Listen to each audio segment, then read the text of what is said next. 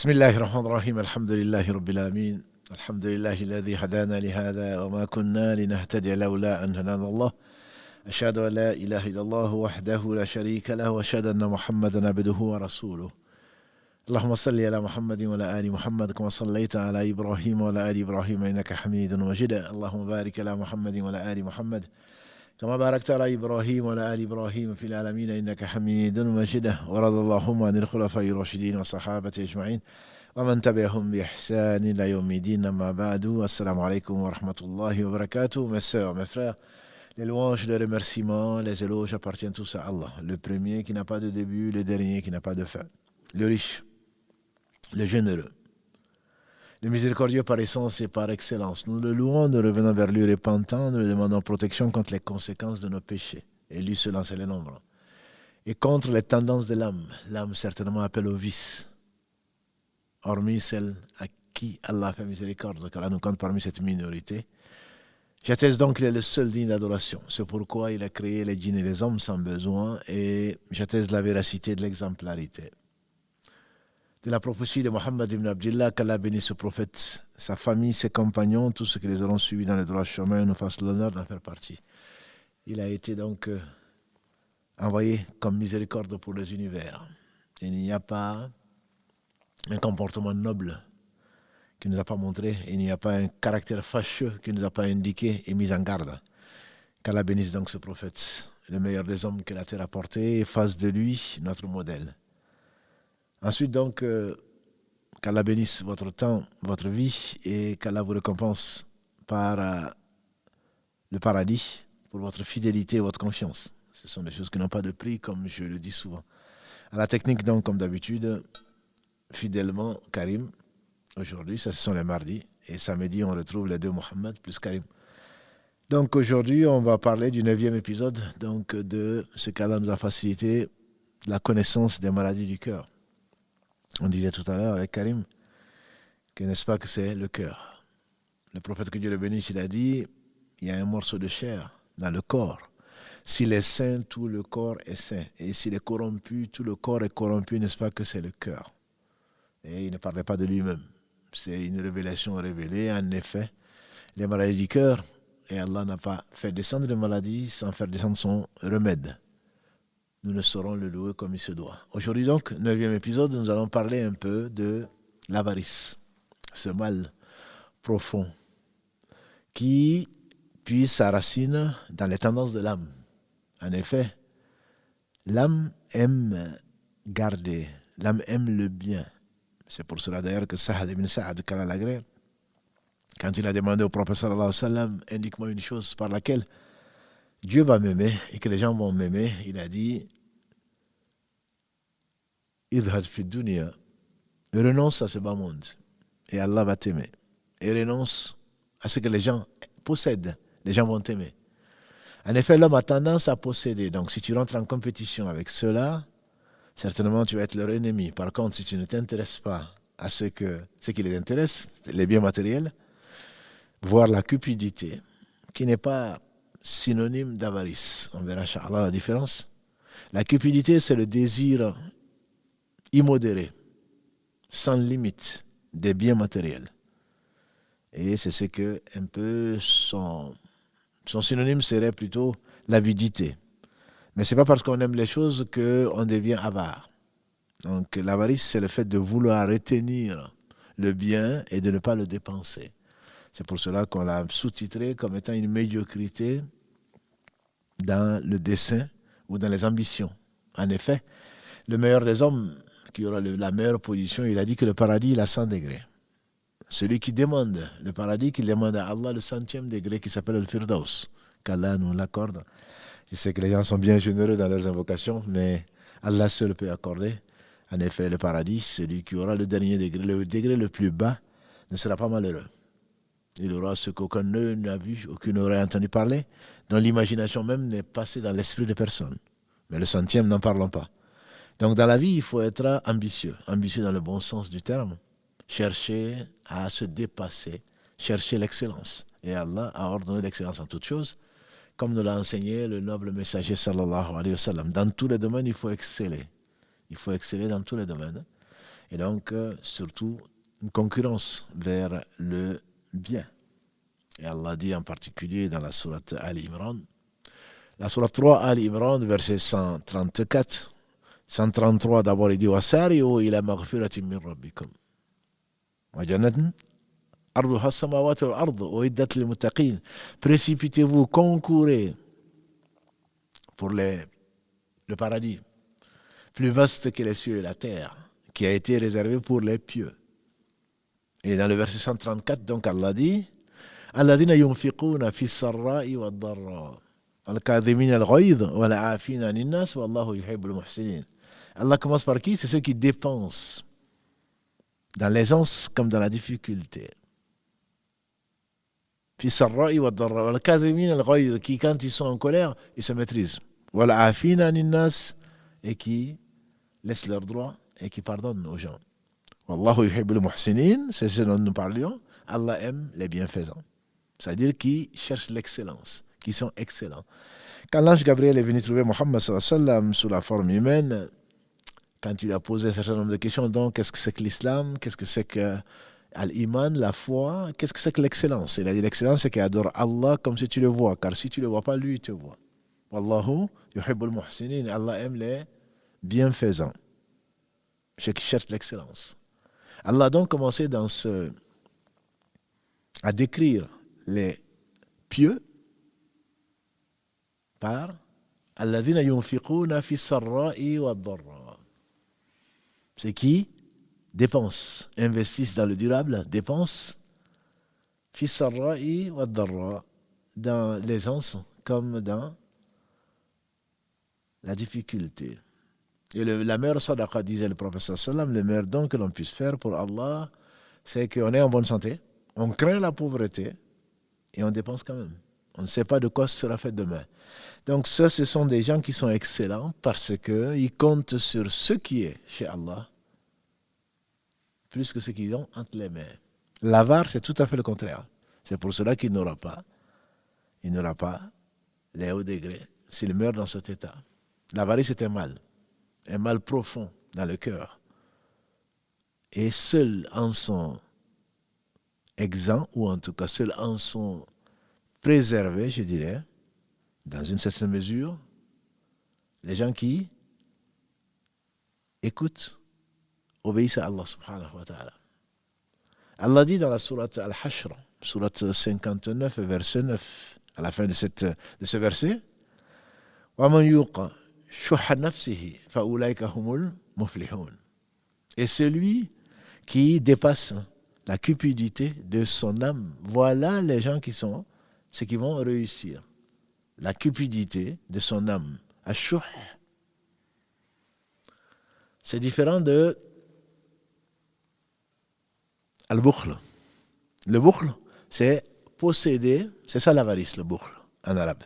Et le prophète sallallahu demandait à Allah subhanahu wa ta'ala la protection contre le bukhl. Il demandait la protection contre l'avarice. Parce qu'on oublie pourquoi on l'a, et on oublie surtout qu'on sera interrogé dessus. On sait que la richesse n'est pas forcément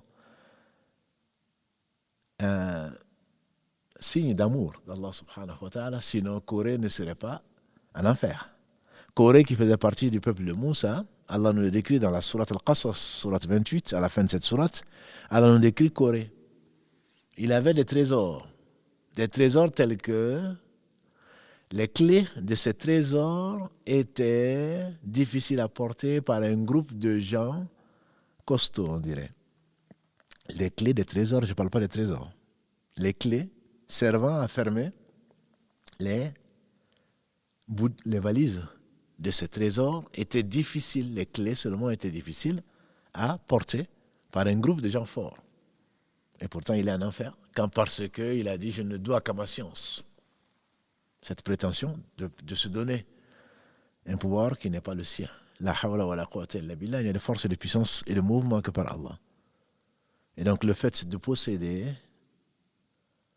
comme l'a dit le prophète sallallahu alayhi wa sallam, le riche pour qu'il entre au paradis, il ne faudrait pas qu'il arrête de donner.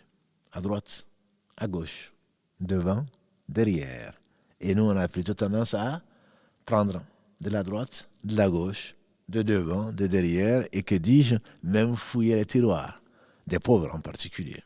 On va jusqu'à arnaquer les gens, notamment les plus pauvres, et Allah n'aime pas l'injustice. À s'accaparer des biens, même des orphelins, des pauvres, et bien entendu, toute injustice sera réglée au jour du jugement dernier. Et Allah est riche.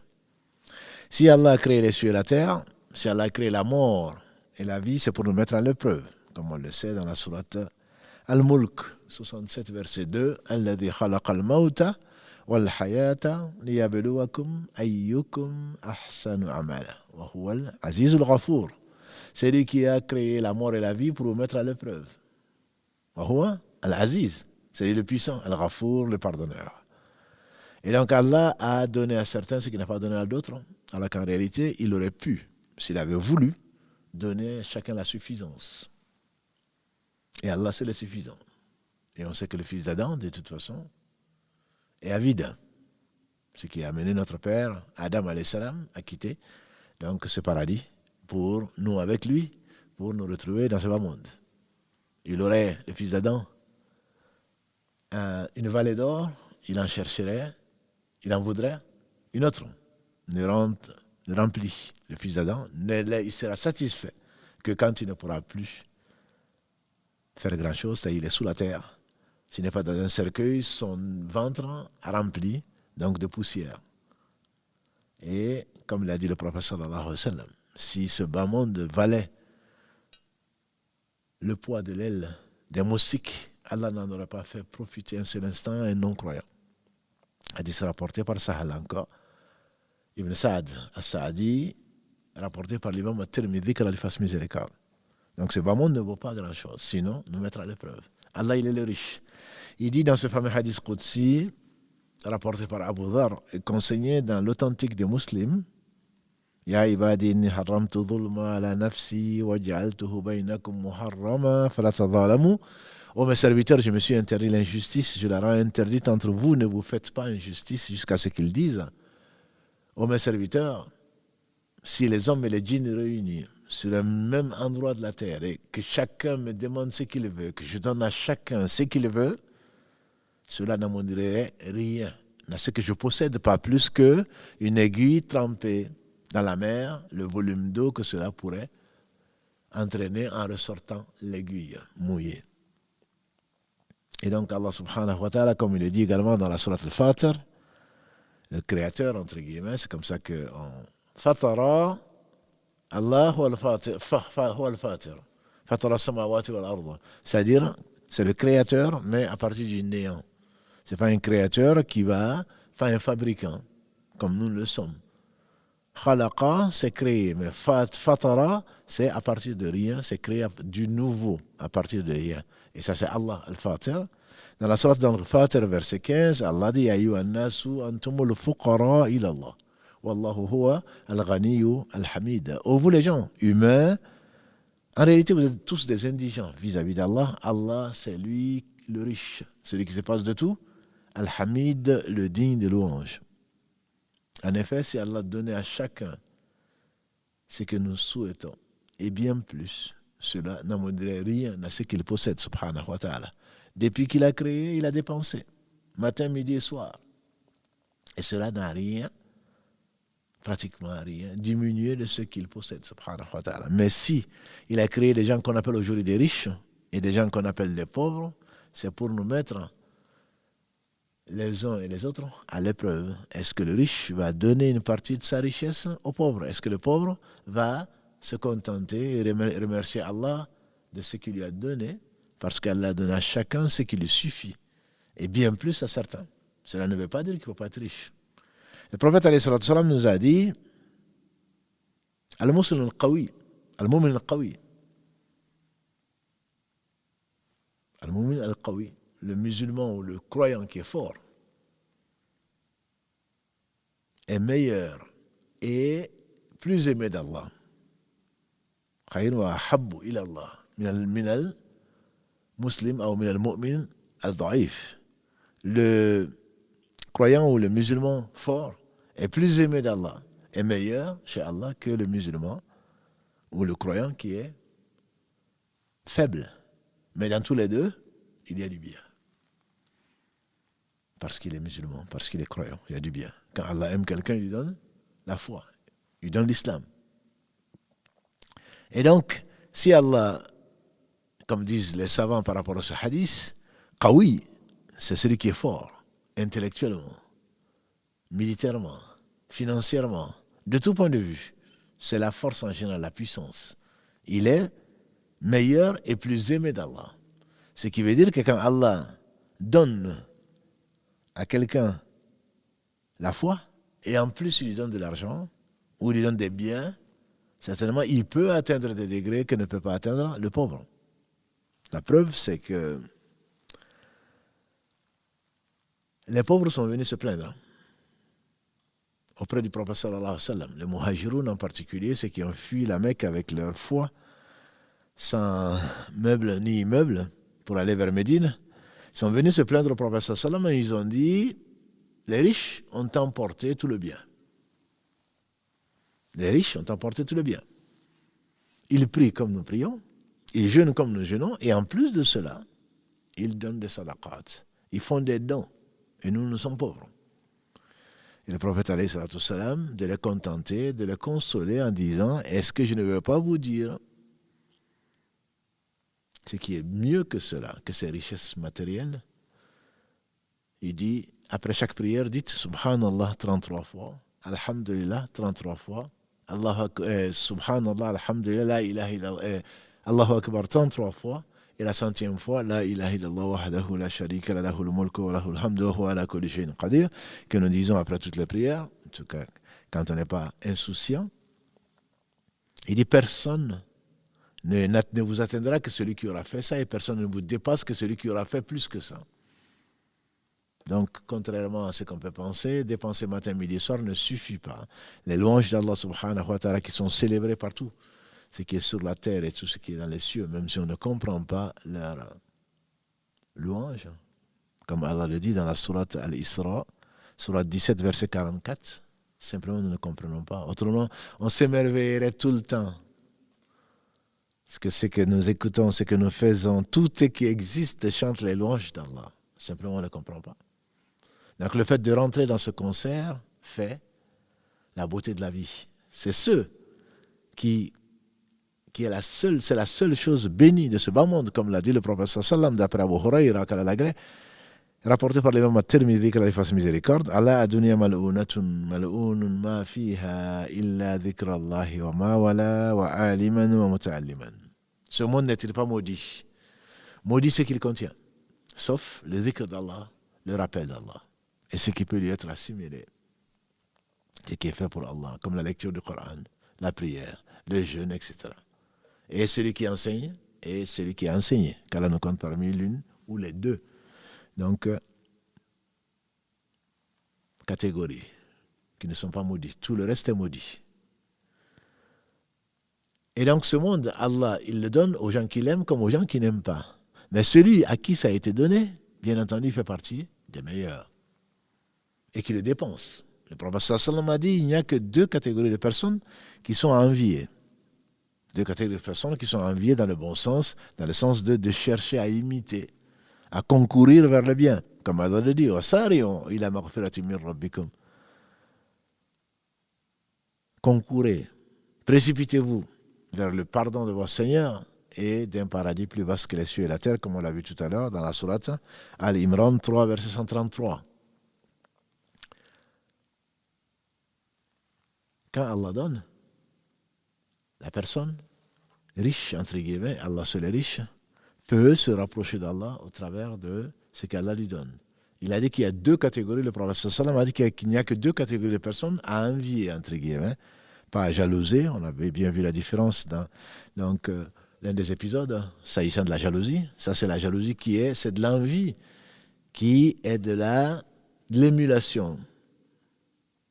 Et donc, il y a deux catégories. Un savant, ou dans une version, quelqu'un qui a appris le Coran, qui l'enseigne matin, midi et soir. Celui-là, il est envié. Celui qui l'envie sincèrement, en priant pour lui, en prenant son exemple, en l'aimant, il a la même récompense que la même récompense donc que le savant. Et celui qui est Allah favorisé et qui dépense matin, midi et soir. Matin, midi et soir. dans la cause d'Allah, pour les pauvres, les nécessiteux, les bonnes œuvres. Celui qui n'a pas d'argent, celui qui n'a pas ce qu'il a, et qui l'aime pour Allah, qui aime ce qu'il fait pour Allah, et qui prie pour lui, celui-là aura la même récompense que celui qui dépense. Et on a dit, dépenser, c'est extrêmement difficile. Dépenser, c'est difficile. Et récolter, ramasser, oui. Mais s'en débarrasser ou le donner, c'est très très difficile. C'est pour cela donc Allah dit وَمَنْ شُقَّ شُحَّ نَفْسِهِ فَأُولَٰئِكَ هُمُ الْمُفْلِحُونَ. Celui qui arrive à dompter ce caractère donc de possession, d'avarice, de cupidité, cet amour immodéré des biens matériels, des biens terrestres, voilà les gens qui ont réussi. En dehors d'eux, il n'y a pas de réussite.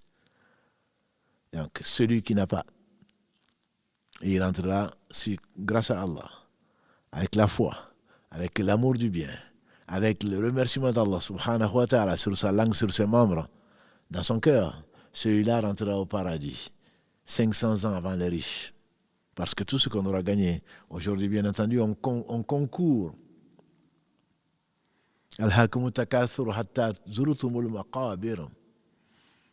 L'amour des richesses vous préoccupe jusqu'à ce que vous séjournez dans les cimetières. Pourtant, si on savait, jusqu'à ce qu'ils disent à la fin, ce jour-là, le jour de la résurrection, vous serez interrogé sur les bienfaits. On a déjà vu, il n'y a pas si longtemps, le prophète alayhi salatu wassalam était avec Abu Bakr, avec Omar, avec Abu Huraira, qui les attendait. Ils ont été visiter un Ansar qui n'était pas là. Sa femme a été demandée qu'il vienne. Il est venu très heureux d'avoir la meilleure des compagnies humaines avec le prophète, avec Abu Bakr, avec Omar. Tellement content, il leur a donné d'abord, je dirais, un apéritif. Il leur a donné des dattes fraîches et de l'eau fraîche. Et ensuite, il a sacrifié une brebis. Et en sacrifiant la brebis avant, le prophète alayhi salatu wassalam lui a dit, vérifie qu'elle n'est pas grosse, qu'elle n'est quand même pas. Elle n'a pas dans son ventre un petit. Parce qu'en le sacrifiant, on sacrifiera deux. Celui qui a été envoyé comme miséricorde pour les univers. Quand il a sacrifié, ils ont mangé. Il est ressorti. En repartant, il a dit, oh Abu Bakr, on est sorti le ventre vide. On est rentré le ventre plein chez nous. Et sur ça, on sera interrogé. Donc si on savait ce que c'est que l'au-delà, on se contenterait de peu. On se contenterait de peu. Si le prophète craignait ce qu'on va avoir à rendre compte, ça c'est les délices, c'est permis, c'est du halal, c'est du licite que de manger et de boire, mais on sera interrogé dessus. L'homme ne va pas bouger d'un pas. Au jour du jugement dernier, a rapporté l'imam at-Tirmidhi, d'après le hadith, le prophète sallallahu alayhi wa sallam a dit, l'homme ne va pas bouger d'un pas au jour du jugement dernier avant de rendre compte de 4 choses, parmi lesquelles, où il a trouvé son argent et comment il a dépensé. Bien entendu, sur le licite, il aura à rendre compte qu'est-ce qu'il en a fait, où il l'a eu, à la sueur de son front, ou par trafic, ou par en utilisant de l'illicite pour y arriver. Si c'est à la sueur de son front et qu'il a dit comment il l'a dépensé, c'est la même question. Comment il l'a dépensé? Où il l'a eu et comment il a dépensé. Ce jour-là, les pauvres seront bien heureux. Ils rentreront 500 ans avant les riches. Parce que plus tu en as, bien entendu, plus tu auras à justifier. Et on n'a pas besoin, ce jour-là, d'experts comptables. Tu te suffis toi-même pour la comptabilité. On comprend mieux pourquoi le prophète Sam disait, celui qui, si vous saviez plutôt ce que je sais, vous rirez peu et vous pleurerez beaucoup. Si vous saviez ce que je sais, sur le jour du jugement dernier, vous pleurerez beaucoup, vous rirez peu et vous pleurerez beaucoup. Et dans une autre version, si les animaux savaient ce que vous savez sur le jour du jugement dernier, vous n'en aurez pas eu de la viande, ce seront que des squelettes. Vous ne serez pas allé non plus avec vos femmes, chercher de la jouissance et vous sortirez dans les rues. Et donc ça, c'est une des versions du hadith. C'est que le riche, aujourd'hui, il est peut-être heureux, Il a peut-être des villas, il a peut-être des voitures, il a beaucoup de compagnies, mais au jour du jugement dernier, il aura à rendre compte de tout cela. Le pauvre ce jour, les pauvres seront la moitié des gens du paradis. Et on appelle pauvre. Avec Si Mohammed, on a vu ça dans un des cours du samedi sur la zakat. Certains savants appellent pauvre celui qui n'a pas de quoi subvenir à la moitié de ses besoins. Je n'ai pas dit subvenir. Et combien, dans ces conditions, on pourra tous être appelés des riches. Puisque grâce à Allah, je parle en tout cas de vous qui suivez le live, beaucoup d'entre nous sont riches. Certains ils ne savent même pas que c'est qu'un live. Ils ne savent même pas que c'est qu'Internet. Leur problème, c'est quoi? C'est d'avoir à manger, c'est où dormir, c'est où manger, c'est comment trouver de l'eau potable. Eux, s'ils sont confiants à Allah, s'ils espèrent en Allah, et ce ne sont pas les plus pauvres. La pauvreté, comme l'a dit le professeur Sallam, plutôt la richesse, c'est la richesse du cœur. Plus on est riche, plus on est pauvre du cœur, en général. Rares sont les riches qui sont riches du cœur. On fait dire à Jésus, alayhi salam, pour qu'un riche rentre au paradis, il ne faudrait pas qu'il arrête de donner. Il est plus difficile plutôt à un riche de rentrer au paradis qu'à un chameau de traverser le bas d'une aiguille, c'est-à-dire le trou par lequel on passe le fil. Le trou d'une aiguille. Il est plus difficile à un riche de rentrer au paradis qu'à un chameau de traverser le trou d'une aiguille. Impossible n'est pas français, mais c'est quelque chose d'extrêmement difficile. 500 ans donc. Après, les pauvres qui sont au paradis, les riches qui rentreront au paradis, certainement, vont attendre 500 ans pour rendre les comptes à propos de cela. Tout ceci pour dire quoi? Allah nous incite à dépenser ce qu'il nous a confié. Et ce qu'il nous a confié, ce n'est pas grand-chose. Tous les matins, disait le prophète sallam, 2 anges descendent du ciel. Ils demandent à Dieu de bénir celui qui donne et de faire disparaître le bien de celui qui est avare. Tous les matins, jusqu'à ce que Allah subhanahu wa ta'ala hérite de la terre et ce qu'elle contient. Nous avons vu que dans le verset 133 de la sourate Ali Imran, Allah subhanahu wa ta'ala nous décrit dans le verset 134 de la sourate Ali Imran, après avoir invité les pieux, il décrit les pieux il commence par la foi en Allah, par ce qu'ils dépensent ceux qui dépensent plutôt dans l'aisance comme dans la difficulté. Et Allah subhanahu wa ta'ala nous demande même de nous précipiter de le faire, comme il le dit à la fin de la sourate 63, Al-Munafiqun, les hypocrites, la sourate 63, et dépenser de ce que nous avons octroyé avant que la mort atteigne l'un d'entre vous, et qui disent, Seigneur, accorde-moi encore un délai pour que je puisse dépenser. Et que je fasse partie des gens qui font le bien. Allah subhanahu wa ta'ala, avant la Ayatul Kursi, le verset 255, la sourate al-Baqarah, la sourate 2, le verset 254, qu'est-ce qu'il dit? Donc c'est facile à retenir. Nous connaissons tous Ayatul Kursi, le verset 255, la sourate al-Baqarah. Dans le verset 254, juste avant ce verset, le plus grand verset, le verset grandiose, le plus grand verset du Coran, qui est Ayatul Kursi, juste avant, qu'est-ce qu'il dit Allah? Ya ayyuhalladhina amanu, vous qui proclamez la foi.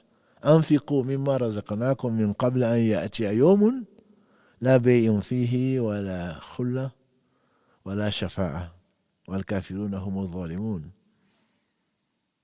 Vous les croyants, vous qui portez la foi par la langue, si vraiment elle est dans le cœur, voilà ce dont vous devez être digne, c'est-à-dire dépenser de ce que nous avons donné.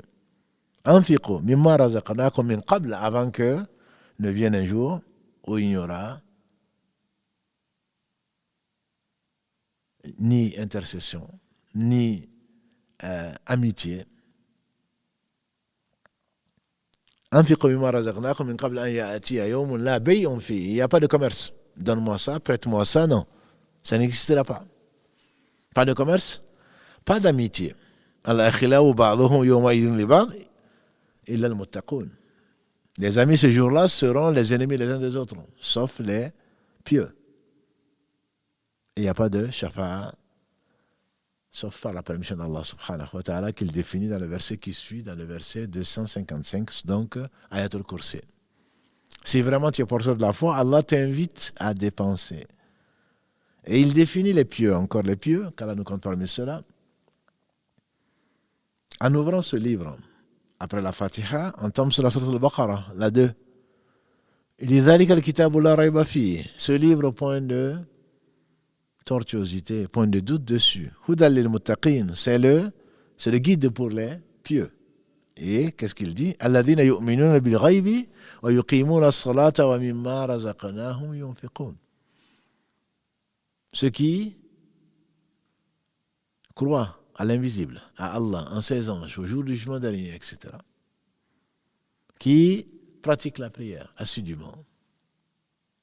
Et de ceux dont nous les avons confiés, yunfiqun, le dépense. Le dépense. Sachant que Allah subhanahu wa ta'ala a promis à ceux qui dépensent un énorme salaire. Après le verset Ayatul Kursi, un certain nombre de versets, depuis le verset 261, la sourate al-Baqarah, jusqu'au 281, qui est considéré par les savants comme, certains savants en tout cas, comme le dernier verset révélé. وَاتَّقُوا يَوْمًا تُرْجَعُونَ فِيهِ إِلَى اللَّهِ ثُمَّ تُوَفَّى كُلُّ نَفْسٍ مَا كَسَبَتْ وَهُمْ لَا يُظْلَمُونَ. Et craignez le jour où vous reviendrez vers Allah. Et chaque âme aura ce qu'elle aura, verra ce qu'elle aura fait, et il n'y aura pas d'injustice. Le verset 261 de la sourate al-Baqarah dit quoi? مَثَلُ الَّذِينَ يُنْفِقُونَ أَمْوَالَهُمْ. Ceux qui dépensent de leurs biens. Allah considère, donne cette parabole comme cet épi qui a 100 grains, chaque épi a 100 grains, et Allah rajoute ce qu'il veut.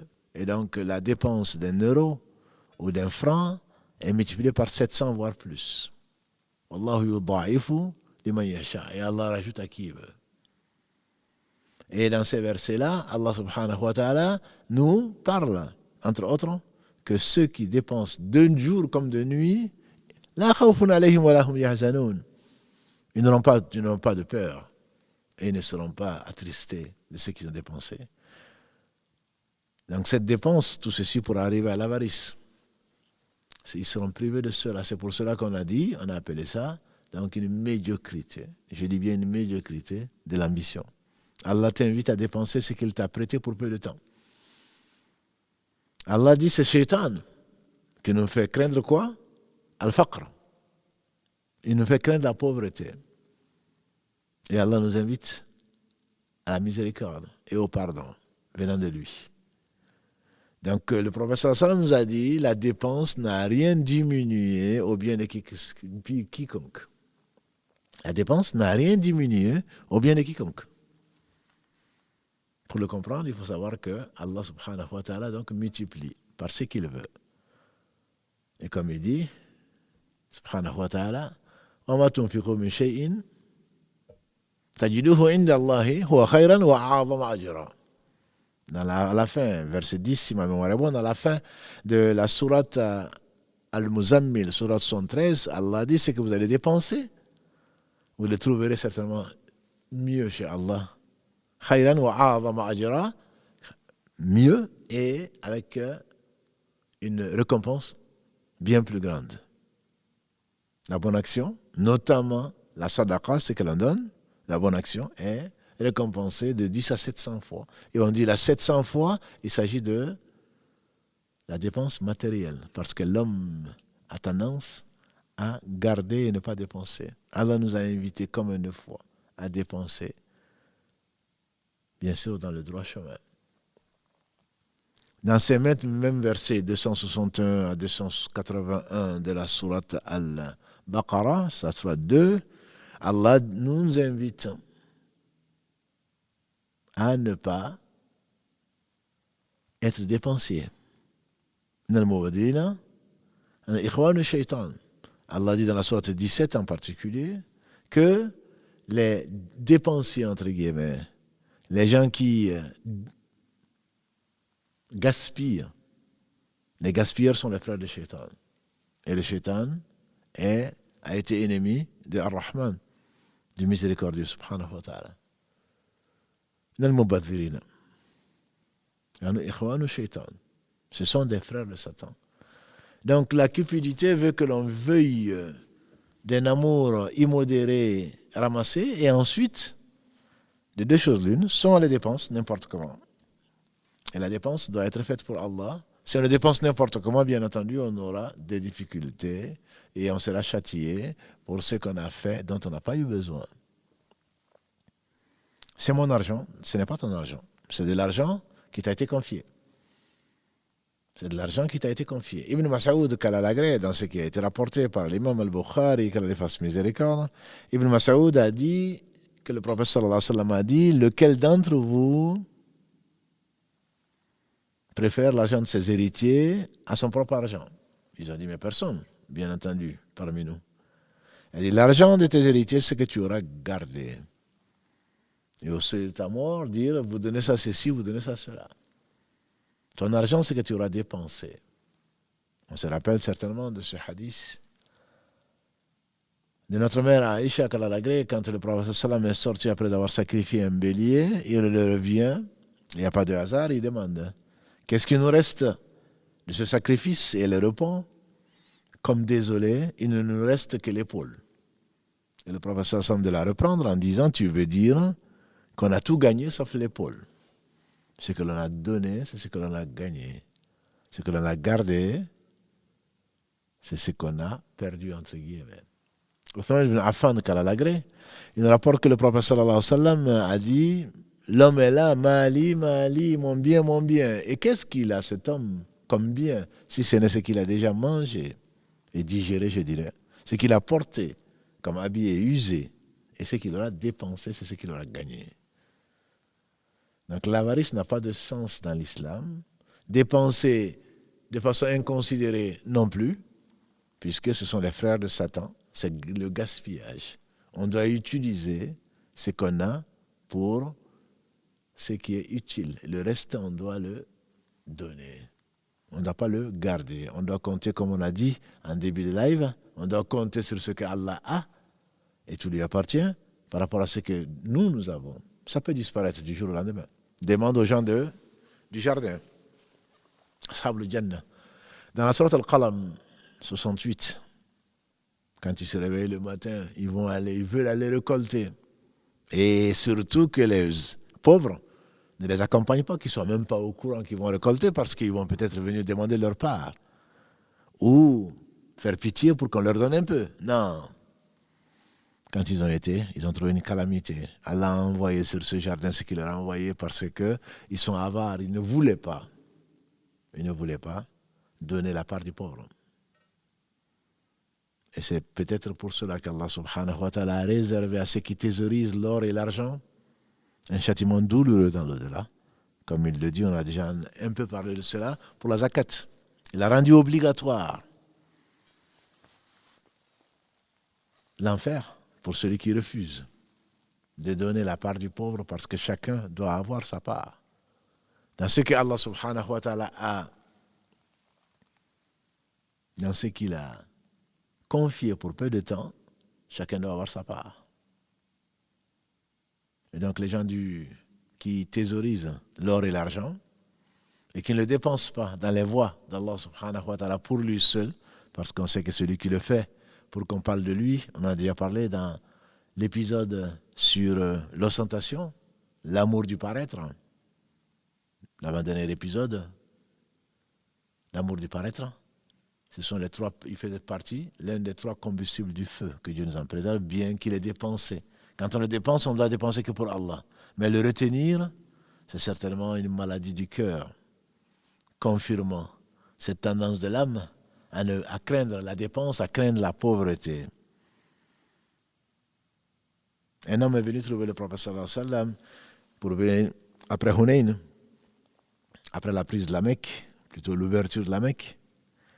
Et le prophète sallallahu alayhi wa sallam lui dit, soumets-toi, deviens musulman et tu gagneras. Il dit non, je ne deviens pas musulman. Et pourtant le prophète sallallahu alayhi wa sallam lui a donné des brebis, des chamelles. Et quand il a, au point qu'il ne pouvait même pas certainement les compter, il arrive chez lui, soumettez-vous. Devenez musulman, je viens de chez quelqu'un qui n'a pas peur de la pauvreté. Un musulman ne doit pas avoir, un croyant plutôt, ne doit pas avoir peur de la pauvreté. La pauvreté nous amène, Satan nous fait craindre la pauvreté. Et qu'est-ce que je vais laisser à mes enfants? Et qu'est-ce que je vais devenir? Et qu'est-ce que ceci, qu'est-ce que cela? Et si tu meurs aujourd'hui, tu auras laissé quoi à tes héritiers? Ce que tu as aujourd'hui, ce que tu dois donner. Le prophète sallam était le plus généreux des hommes, au point qu'il ne voulait pas rencontrer Allah avec un dirham. Quand il était, Allah l'a éprouvé comme personne. À la fin de sa vie, avant qu'Allah le rappelle, il a dit, qu'est-ce qu'il reste? On dit, il reste 2 ou 3 dirhams. Il dit, donnez-les en sadaqa. Je ne veux pas rencontrer mon Seigneur avec ça. Avec des biens que j'aurais laissés, que j'aurais préférés par rapport à l'au-delà. Bien entendu, ça c'est l'homme, le meilleur homme que la terre a porté. Il ne s'agit pas de dépenser, de laisser sa famille dans le besoin ou d'être endetté. Lui, il est mort ayant laissé, on sait ce qu'il a laissé, une armure comme gage pour prendre la nourriture pour sa famille. Non, il faut laisser, mieux vaut laisser quelque chose. Qatada, quand il allait mourir, le prophète l'a visité, il a dit, oh Rasulallah, oh messager d'Allah, me voici dans l'état que tu vois. J'ai envie de tout donner à Allah. Le prophète me dit, non, ne déshérite pas tes enfants. Ne déshérite pas tes enfants. Il a dit, alors je vais donner à Allah la moitié, et leur laisser la moitié. Il a dit, la moitié c'est beaucoup. Il a dit, alors le tiers. Le prophète m'a dit, oui, le tiers, mais le tiers c'est beaucoup. Même dans un testament, on n'a pas le droit de donner à la mosquée ou aux œuvres charitables, orphelinat et le reste, plus du tiers, parce que c'est interdit. Sauf si les héritiers sont d'accord dans certaines écoles. Mais le tiers, c'est le maximum que l'on puisse donner en legs. Quant aux héritiers, bien entendu, on ne leur désigne pas leur part, puisque Allah subhanahu wa ta'ala a défini la part de chacun. Mais ce que l'on peut léguer à autre que ses héritiers, c'est un tiers, et comme l'a dit le prophète sallallahu alayhi wa sallam, un tiers c'est beaucoup. Et un tiers c'est beaucoup. Donc cette tendance de vouloir garder, il ne s'agit pas de vider son compte et laisser des pauvres, où on en a besoin. Il s'agit simplement de ne pas être avare, que Allah subhanahu wa ta'ala dans la sourate Al-Isra 17 compare à celui qui met ses mains autour du cou. C'est-à-dire qu'il se serre le cou comme s'il allait s'étouffer. Il ne faut pas non plus être donc avare, ni le dépenser comme ça sans réfléchir. On a des projets, on est bien obligé, si on ne veut pas faire, notamment de prêts à intérêt qui nous a occupés, qui vous a beaucoup intéressé samedi dernier. Juste j'ouvre une parenthèse, là, nous n'avons pas dit que la carte bancaire était quelque chose d'interdit. On a dit acheter de l'or avec une carte bancaire au paiement différé, c'est ce qui est interdit. Dans la mesure où ça doit être de main à main entre l'argent et l'or que tu vas acheter comme bijou, ma soeur. Ou toi, mari généreux, qui veut offrir ça à ton épouse. C'est que mieux vaut le donner, soit l'acheter avec, surtout pas en échelonnement, surtout pas en prélèvement, en paiement en plusieurs fois. Si tu dois le faire, même avec une carte à débit immédiat, ça doit être fait de main à main, comme l'a dit le professeur Sam, c'est-à-dire de façon instantanée.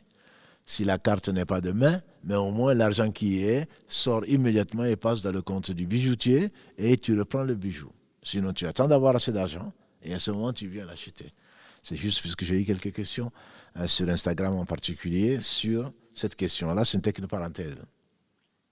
Si Allah a rendu la zakat obligatoire, c'est bien parce que sans celle-là, beaucoup de gens n'auraient pas donné la part du pauvre. Parce que chacun a une part. Mu'adh ibn Jabal al-Kalalagré, le savant de cette communauté, quand le professeur Sam l'a envoyé au Yémen, il dit il y a Mu'adh, tu vas dans un peuple des gens du livre. La première chose à laquelle tu vas les inviter, c'est qu'ils unifient Allah. S'ils acceptent, dis-leur que Allah leur a ordonné 5 prières de jour comme de nuit. S'ils acceptent cela, dis-leur, prends que Allah a ordonné une part des pauvres sur leurs riches. Donc c'est ça la zakat que nous avons traité 3 samedis de suite. Ça c'est la part du pauvre. Mais la meilleure des sadaqa, Allah le définit notamment dans la sourate donc Al-Isra, verset 26 et suivant. 23, il commence à dire وَقَضَى رَبُّكَ أَلَّا تَعْبُدُوا إِلَّا إِيَّاهُ وَبِالْوَالِدَيْنِ إِحْسَانًا. Ton Seigneur a décrété que tu n'adorerais que lui et de l'excellence vis-à-vis des pères et mères, jusqu'à ce que, dans le verset 26 par exemple, il parle donc du fait de dépenser haqqa, le droit du proche et de l'orphelin, etc. La femme de Ibn Mas'ud, Kalalagré, est venue trouver le prophète sallam pour lui poser des questions avec d'autres femmes, en disant, est-ce que la femme peut dépenser pour son mari? Le prophète sallam a dit que la dépense qui est faite pour la famille est doublement récompensée. Les proches ont plus de droits sur nos biens, je ne parle pas de la zakat. C'est ce que l'on doit dépenser par rapport aux personnes qui sont plus éloignées. Même si les orphelins, les pauvres ont des droits dessus, qui peuvent être comptés donc parmi la zakat. Mais le pauvre, le bien plutôt donné pour sa famille, et fait partie des choses qui sont les plus importantes. Le prophète sallallahu alayhi wa sallam a dit, même dans la lokma que tu donnes à ton épouse, la cuillerée, je dirais aujourd'hui, que tu mets dans la bouche de ton épouse, il y a une sadaqa. C'est que tu vas dépenser pour tes enfants, sans exagération bien entendu. C'est que tu vas économiser pour un projet quelconque qui rencontre l'agrément d'Allah subhanahu wa ta'ala, puisqu'on ne va pas aller chercher le prêt à intérêt, ce qui nous a amené là. On peut emprunter, mais si on peut économiser pour investir dans des projets durables, c'est encore mieux. Donc ceci parce que tu auras toujours ton Satan, qui est le Satan humain, et djinns qui vont te dire non, non, non, et qu'est-ce que tu vas laisser à tes enfants, et qu'est-ce que tu vas faire ceci et cela. Mais qui? Ils vont t'accompagner. 3 choses accompagnent le mort, comme l'a dit le prophète sallam dans ce qui a été rapporté dans les deux authentiques, Al-Bukhari et Muslim, quand la fasse miséricorde. 3 choses accompagnent le mort. Ses biens, sa famille et ses œuvres. 2 retournent, c'est-à-dire ses biens et sa famille, ça c'est le bien des héritiers, qui vont déjà commencer à s'attenter entre eux des procès sur le partage de ce que tu as laissé, et ta famille qui va rester un peu, et ensuite qui va rejoindre les autres. Il ne va pas y passer la nuit, et encore moins être enterré avec toi. Et il va te rester que tes biens, c'est ce que tu auras fait quand tu étais vivant et que tu avais la capacité de dépenser. Certains l'ont compris.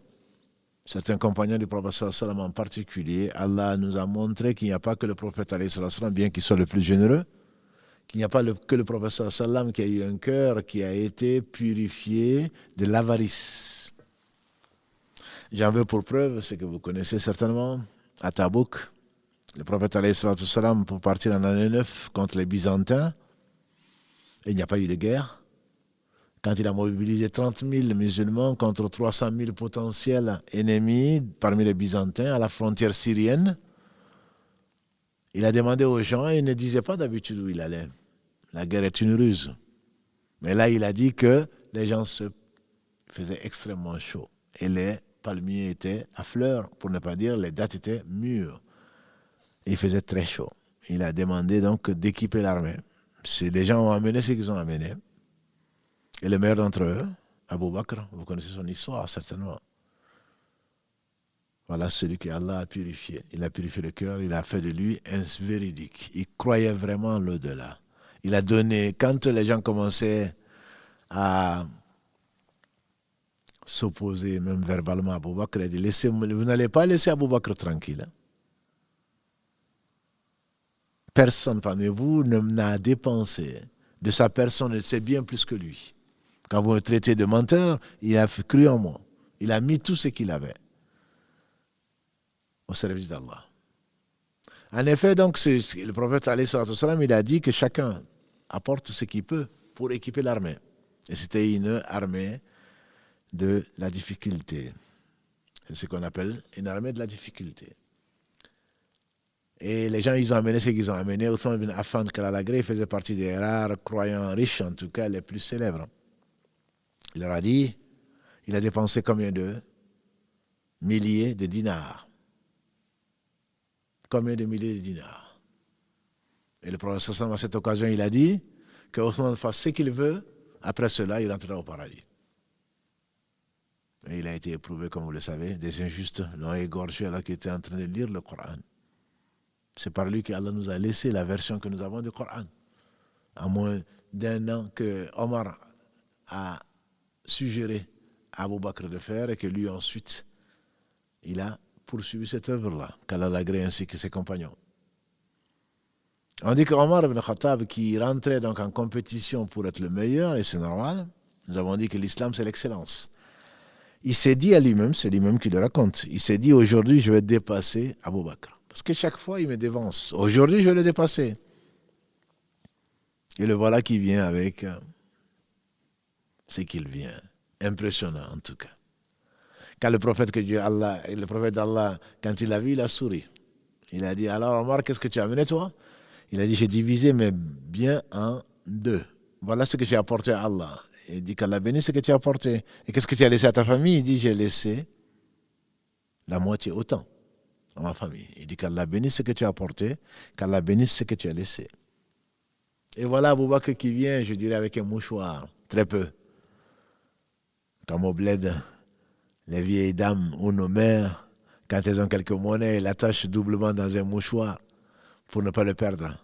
Abu Bakr qui vient avec un mouchoir, qui j'imagine être un mouchoir, et le prophète sallam en le voyant, il sourit. Il dit, toi Abu Bakr? Il dit, je n'ai amené que ça. Et qu'est-ce que tu as laissé à ta famille? Il a dit, j'ai laissé l'amour d'Allah et de son messager sallallahu alayhi wa sallam. J'ai laissé l'amour d'Allah et de son messager. Il ne s'agit pas, bien entendu, de laisser sa famille et de tout donner, mais là, c'était le prophète a dit que chacun donne tout ce qu'il peut. Parce qu'Abu Bakr a mis son espoir dans ce que Allah possède. Et walillahi khaza'inu samawati wal ard. Walillahi khaza'inu samawati wal ard. À Allah appartient les trésors des cieux et de la terre.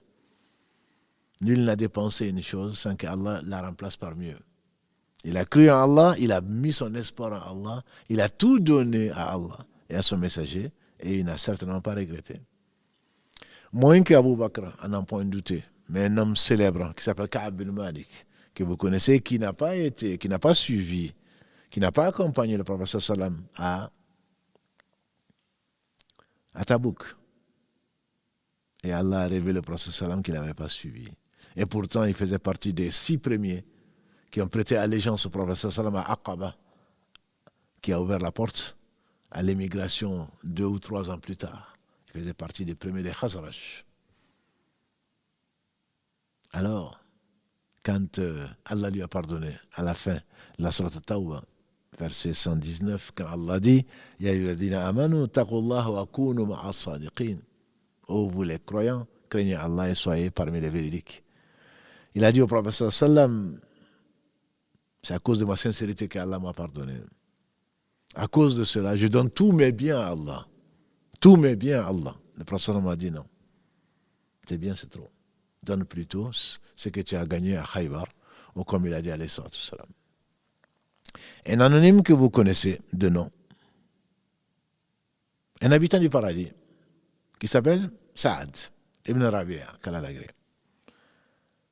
Quand le prophète sallam, c'est l'inspiration divine, il ne parlait pas de lui-même, c'est l'inspiration divine quand Allah a rendu Abdurrahman ibn Auf parmi les 10 Mubashirin bil Jannah, qu'Allah nous accorde son paradis, parmi les 10 qui ont été, dont la bonne nouvelle est arrivée dans le même hadith, Abu Bakr au paradis, Omar au paradis, Othman au paradis, Ali au paradis, Abdurrahman au paradis. C'est Abdurrahman bin Auf, qui était un Mecquois, qui a tout abandonné à la Mecque pour l'amour d'Allah, est venu et il a été fraternisé par le prophète sallam avec Saad ibn Rabi'a, un Ansar.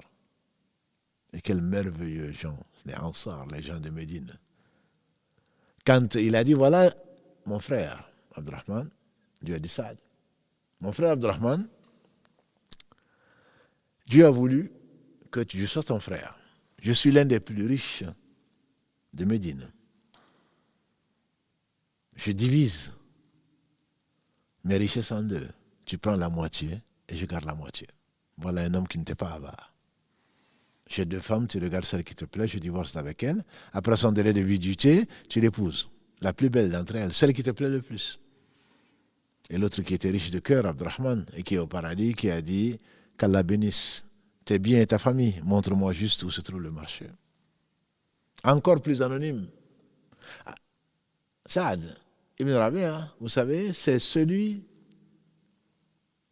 il est au paradis. Comment on le sait, un jour meilleur qu'aujourd'hui, le prophète m'a dit, celui qui veut voir quelqu'un qui veut rentrer au paradis, qui va rentrer au paradis, qui voit celui qui va rentrer.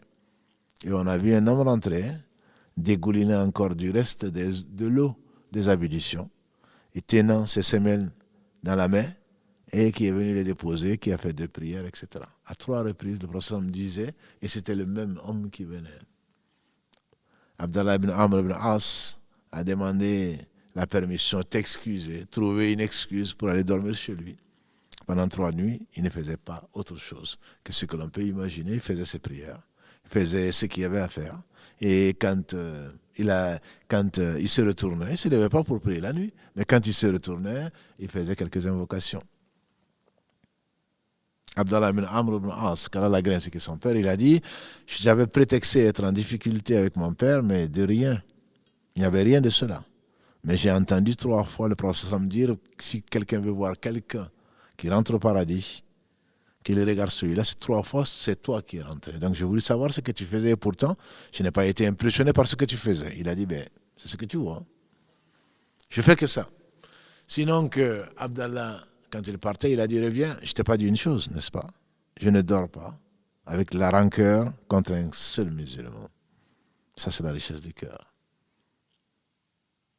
À cause, il a dit, c'est peut-être pour ça que tu rentreras au paradis. Et ça, nous, on n'y arrive pas. Il ne dormait pas, passait pas une nuit, il ne dormait pas avant de pardonner à tous les musulmans. Et ça, c'est une qualité, comme vous le savez, que Satan n'aime pas du tout, comme il n'aime aucune qualité de croyant, parce que ceci amène au paradis. Bref, et pour terminer, il y a un autre anonyme que vous connaissez, dont on a parlé, que Allah a loué dans la sourate 59 Al-Hashr, verset 9. Il s'agit de quelqu'un qui a dit à sa chère épouse, parce que c'était un étranger qui était venu, confié par le messager d'Allah sallallahu alayhi wa sallam, qui n'a rien trouvé chez lui. Il l'a amené chez lui et il a dit à son épouse, est-ce qu'il y a des honorants l'hôte du messager d'Allah, l'hôte d'Allah? Elle a dit, Wallahi, je n'ai rien que la nourriture des enfants. Donc on a déjà narré cette histoire, mais elle est belle. On va finir probablement par celle-là. Je n'ai rien. Il a dit, alors tu sais ce que tu vas faire. Tu vas jouer avec les enfants pour les faire dormir, le ventre vide. Et ensuite, la nourriture des enfants, tu vas les donner à cet homme. Et pour que l'homme ne soit pas gêné, tu vas éteindre la lumière, on va faire semblant de manger, de discuter, de causer. C'est ce qu'elle fit, une femme obéissante, croyante. Et l'homme a donc mangé la part des enfants. Et les enfants ont dormi le ventre vide. Et le couple a dormi le ventre vide. Il revient le matin. Dès que le prophète le voit, il sourit. Il dit, Allah a été satisfait de ce que ta femme et toi ont fait hier soir. Allah, c'est tout. C'est pas la peine de venir avec les yeux rouges en disant, j'ai pas dormi hier soir, j'avais faim, j'ai tout donné. Non, là tu annules ce que tu as fait. Mais l'avarice, on va demander protection à Allah subhanahu wa ta'ala contre l'avarice. Parce que si tu rentres au paradis tout en étant avare, ce sera bien après, bien d'autres. Et ta part, Allah seul, c'est ce qui t'a réservé. Allah, il est le seul riche. Si tu donnes à Allah, وَمَنْ يُقْرِضُ اللَّهَ قَرْضًا حَسَنًا. Allah dit dans la sourate 57, Al-Hadid, qui est-ce que, subhanallah, وَلِلَّهِ مِيرَاثُ السَّمَاوَاتِ وَالْأَرْضِ. À Allah appartient l'héritage des cieux et de la terre. Et il demande que tu lui prêtes. مَنْ يُقْرِضُ اللَّهَ قَرْضًا حَسَنًا. Qui est-ce qui va prêter à Allah un beau prêt? Il va lui rajouter, il va le multiplier. Le riche qui te demande de lui prêter, alors si tu le gardes, il va te le reprendre d'une façon ou d'une autre, soit par la mort, soit avant. Alors que tu seras là en train de يَحْسَبُ أَنَّ مَالَهُ أَخْلَدًا وَيْلٌ لِكُلِّ هُمَزَةٍ لُمَزَةٍ الَّذِي جَمَعَ مَالًا وَعَدَّدًا. Il rassemble le bien et il le compte. S'il manque 2 euros, il va le recompter 100 fois pour être sûr qu'il n'a rien perdu. Et pourtant, ces euros, ou ces dollars, ou ces francs CFA, ou je ne sais quoi d'autre, risquent de faire son malheur. Prêter à Allah, voilà le bon investissement.